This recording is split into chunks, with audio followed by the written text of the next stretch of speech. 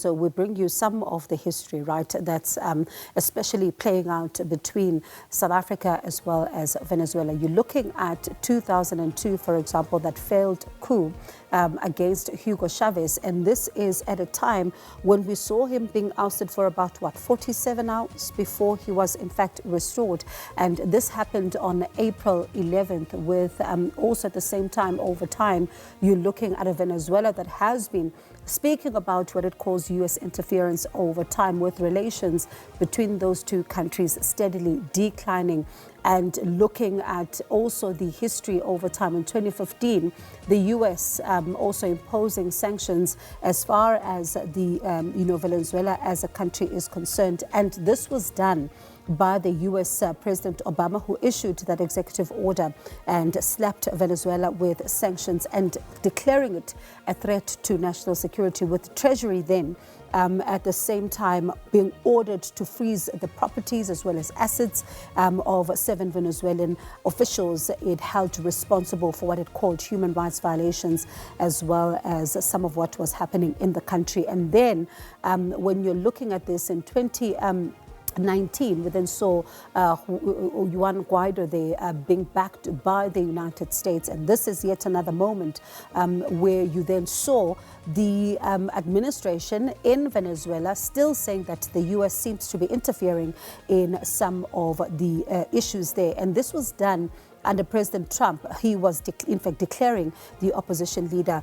Juan Guaido there an interim president, and this as Maduro responded to that, and that's President Maduro, by cutting ties with the U.S. and ordering some American diplomats to leave the country within 72 hours. But then this was seen as a move that, for the U.S. was a non-issue, as the U.S. was then looking at this, in fact, for them as, a move that was neither here nor there. And then there were efforts, of course, to try and remove Maduro, which then also failed over time. And then in 2024, you heard, even in the UN Security Council, where Maduro was declared the winner, but in the Security Council yesterday, countries, for example, like Panama, raising a concern as to whether or not the legitimacy of that election was in fact upheld. And this is a wide spread issue that we saw playing out from Venezuela over time, and many still saying that regardless of what you think, it's an internal issue. So how do you begin then to deal with it, with an opposition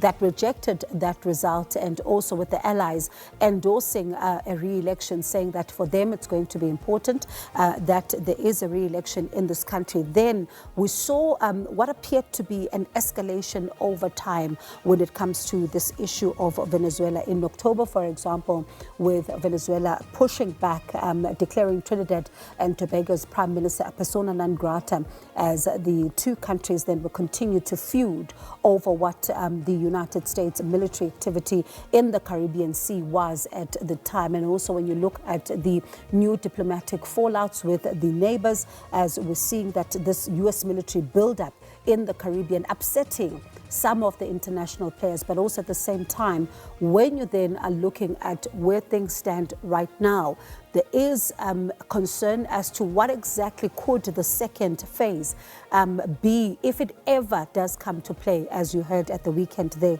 U.S. President Donald Trump saying that he is, quite prepared to do that should the need arise. And then also we've seen over time as these tensions continue to escalate, so leading to the capture of U.S. President Nicolas Maduro and the First Lady, who appeared in court yesterday.